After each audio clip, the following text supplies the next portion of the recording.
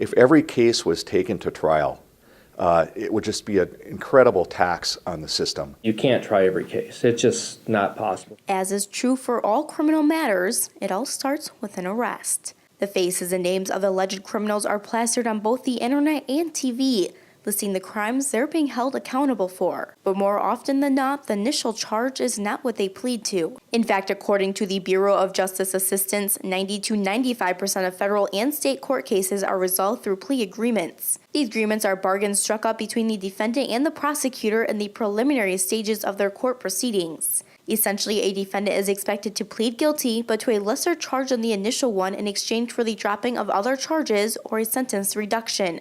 Contrary to popular belief, the police do not actually charge those they arrest. One of the functions and the exclusive functions for the prosecutor is to make charging decisions. So we think about that mostly with the beginning of a case, what is charged. But the prosecutor is the only person who gets to say what's the ultimate charge that there's a plea to. Every defendant starts in district court for an arraignment, which is typically held within 24 hours of their arrest. This is a critical point in the procedure because here they're formally charged, read their rights, and appointed an attorney if they can't otherwise afford to do so. A probable cause conference and a preliminary hearing follow the arraignment. Communication is key in this stage in order to strike up a deal. It would be detrimental to my clients for me to have a bad relationship with the prosecutors, just like with the judges. They need to know that when I say that we're going to do something, we're going to do that.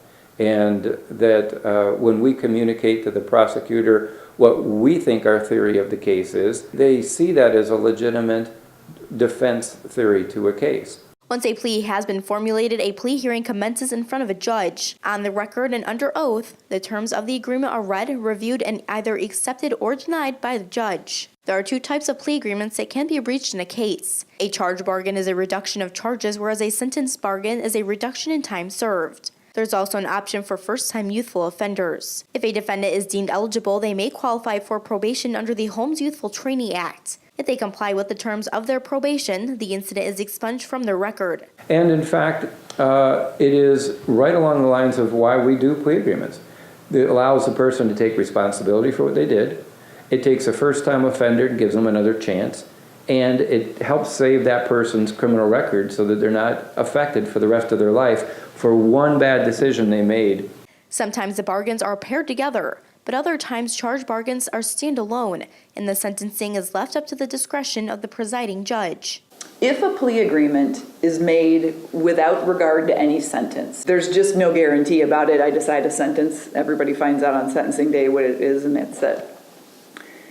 If there is a sentence agreement, if the defendant pleads under those conditions, and we get to that sentencing hearing and I decide I don't think that that's an appropriate sentence, then the defendant has the opportunity to withdraw his plea. Sentences delivered under the discretion of a judge follow advisory sentencing guidelines that establish the minimum time the defendant will serve. Sentencing guidelines were mandatory in the state of Michigan up until 2015, when the courts held that it was unconstitutional to mandate guidelines in People v. Lockridge. A plea can be revoked at almost any time throughout the process. That is, unless the defendant violates the terms of bond, in which the plea cannot be withdrawn. Whether a judge decides the sentence for themselves or chooses to approve a sentence bargain, the sentencing is ultimately under the judge's discretion. All roles, frankly, involve deciding what is reasonable under these circumstances. I mean, I think the prosecutor wouldn't offer something that he didn't think was reasonable. The defense attorney certainly wouldn't recommend to his client that he accept something that didn't appear reasonable. And I'm trying to decide what a fair sentence is. There are clear cases in which both sides know a case will most likely go to trial. In some cases, the accused is asserting innocence and won't consider pleading out. NUMINEN cited the famous Pictured Rocks murder case from 2006, in which Thomas Richardson adamantly insisted he did not murder his wife. An intentional homicide, premeditated first-degree murder, it's almost always going to go to a trial unless there's some legal problem with the case or some evidentiary issue with the case. And if we can prove the case, we're going to go forward. And if we're going forward, the only acceptable plea agreement is one that results in a very lengthy and very appropriate prison sentence. The other type of case is one that's so horrible that the prosecutor absolutely refuses to give a plea agreement. anything less than plea to the charge. In cases where the defendant is clearly guilty and has admitted to the crime, they typically choose to inflict the least amount of pain on themselves by taking a plea deal. Sometimes you know the person committed the crime, you have some evidence to prove they committed the crime, but when you look at your case, you may not be able to prove it by proof beyond a reasonable doubt. So in those circumstances, rather than take a risk of not getting a conviction and the defendant taking a risk of getting convicted, we come to a compromise. Though these decisions are seemingly cut and dry, they are sometimes complex and involve a slew of factors ranging from proving the burdens of proof to the devotion of already scarce resources. With regard to a young offender who, because of their youthfulness, they do something stupid one night, we may offer them a deferral or an opportunity to not have a permanent conviction on their record. To a drug addict who says, look, I have a problem and I want to address the problem, can I go to drug court? And if I go to drug court, would you be willing to not give me a felony record? We'll say yes to that person if nobody got hurt and if they are successful. There could be a situation where a victim does not want to testify in a criminal sexual conduct case, and that's understandable.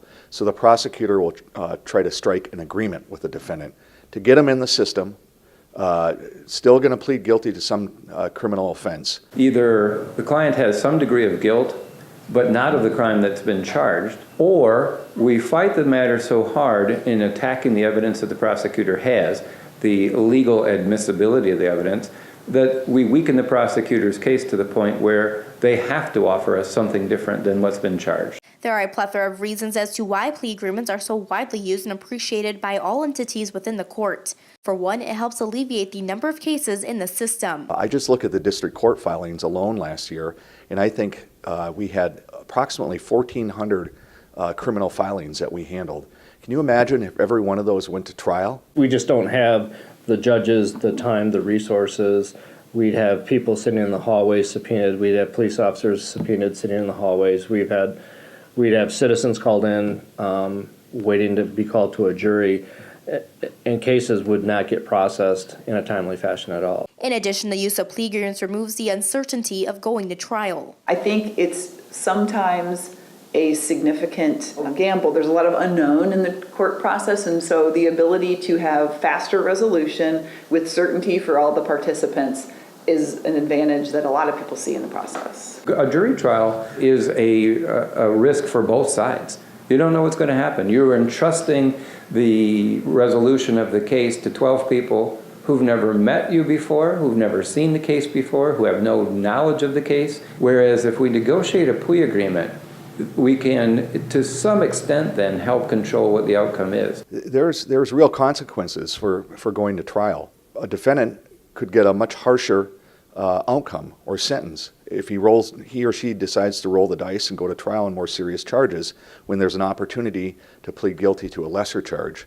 But that's why we have defense attorneys. They're there to protect their client, and they're there to advise their client of the risks of going to trial or the benefits of accepting a plea agreement. When we have a legitimate and valid defense, that we don't take a plea agreement, and we counsel our client what the options are, and not be afraid of going to trial and putting it in the hands of jurors who almost always do the right thing. While there are benefits for using plea agreements, there are a few harsh realities that create drawbacks to the system. I have to believe that some people are pleading guilty in a plea agreement to something they're not guilty of because they're too concerned about what the consequences might be if they go to trial. I think defendants have to make those decisions, and I don't think that concern is inappropriate. Sometimes people feel as if plea agreements give kind of pressure on a defendant to say, maybe I better take this because if I go to trial, I might get found, I might get found guilty.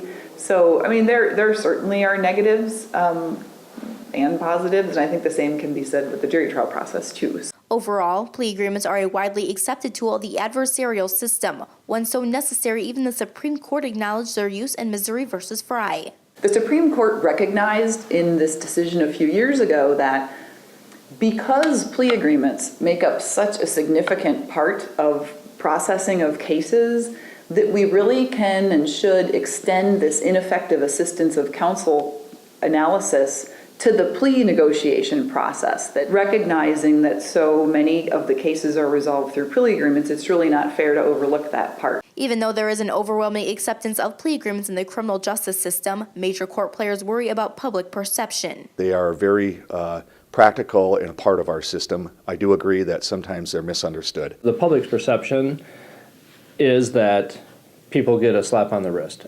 And I've heard that so many times in my career, it can be sometimes frustrating to hear it. People don't get a slap on the wrist. Our goal is to hold people accountable. The major court players agreed that the education of the general public on the inner workings of the court process is a necessary component to understanding how plea agreements work. Court proceedings are open to the public, and residents are welcome to come sit through one to get a feel for how they function. In a perfect world, people wouldn't break the law, and we wouldn't need our system.